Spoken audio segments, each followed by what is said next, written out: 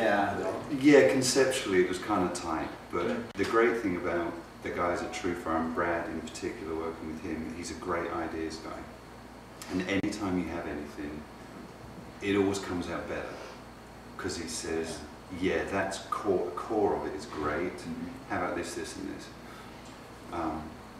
And you know, last night I came to, went to dinner with the guys, and what we're filming today I thought was going to be strictly a DVD, but it's going to be an ebook, probably an app.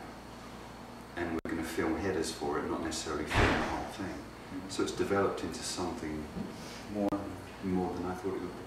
So it's pretty amazing. I used to work for a fellow who I did some, well, I was his graduate assistant, so I did some ghostwriting. Really. Did you make it to work on time? Writing is never writing. Writing is always editing. Yeah. And I like it. I was even editing this morning. Yeah. I was reading my thing for an editing. So it's true. Yeah. Great songs are written. Good songs are written. Great songs are rewritten. Absolutely. That's true. So I've heard you say that before. No, I went. Show us some of your licks here, man. My licks. You haven't seen his DVDs? Yeah. No, Right. but it's not the same. I mean, have you got any questions or anything that would be helpful? I like those chords that you were using. Here. Minor, sort of minor.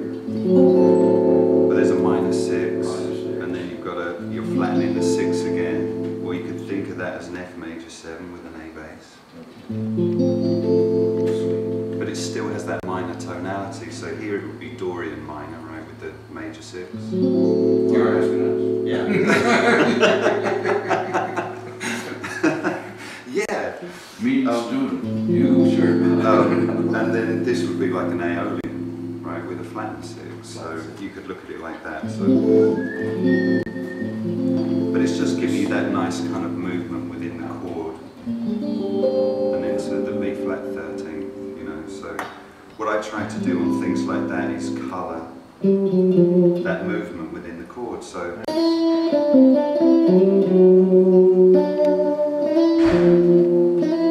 right, so there's colouring that chord, and then moving the same thing up to be the 4 chord.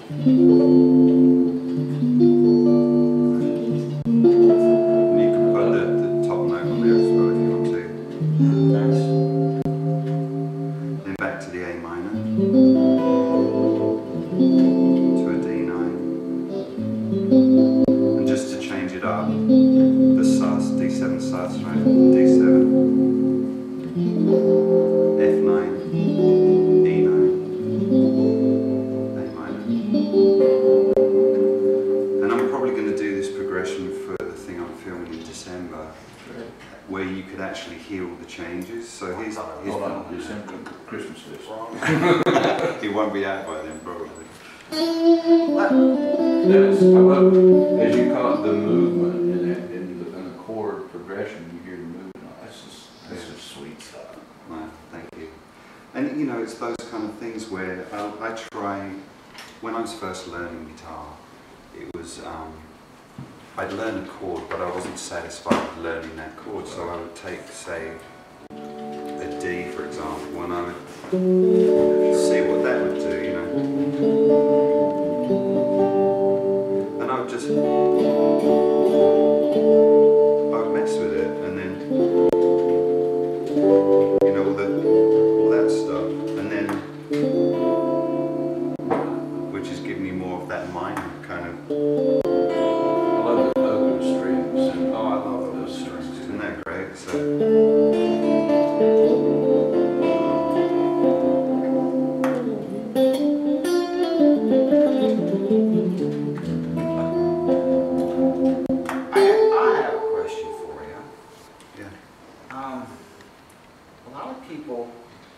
Move back and forth between major and minor pentatonics. Good people. Most of us who are just rank amateurs pick one, a minor for the whole song, minor pentatonic. What determines when you move back and forth, and what's a good way to do that? Okay, it's kind of multifold answer to that, but what you might what you might find is that your progression kind of lends itself to that. I'll give you an example of it. Let's stay in if we're in A minor. So the typical thing we would choose is minor pentatonic, right? Now, but if that then becomes dominant, you know, if you've got a, so there's more of our blues sound, if you like, right? So the, right? But then if you, there's more major. And what you're doing there is you're colouring different tonalities, aren't you? With the major pentatonic, you're adding the ninth. Yeah. Right? So if you've got that in the chord, then that's going to be power. So if that was an A9 chord, right, and then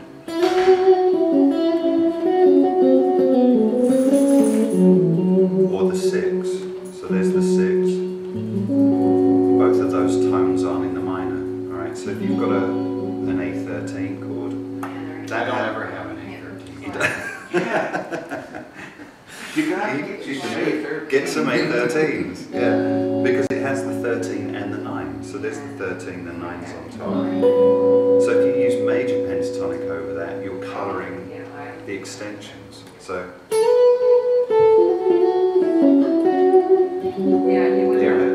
whereas if you're using the minor stuff, it's actually a semitone out from the colour tones, and it's like a little bit wonky.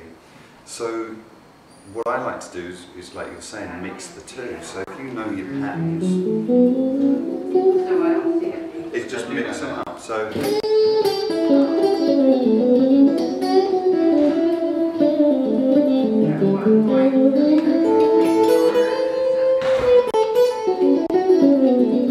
You're just using notes from both of them. yeah, so just mix the two. And then what you'll find is when you add the arpeggio stuff to that, you're kind of doing both anyway.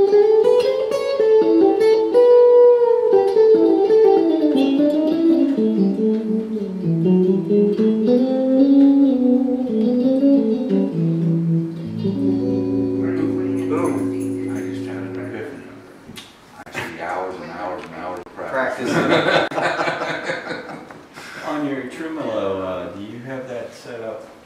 Is it floating? Or Yeah, it's floating. And are you doing anything special to keep it in tune, or No, is it, are you having issues with that? this one's been very good. This is a Callahan, It is so it's a replacement.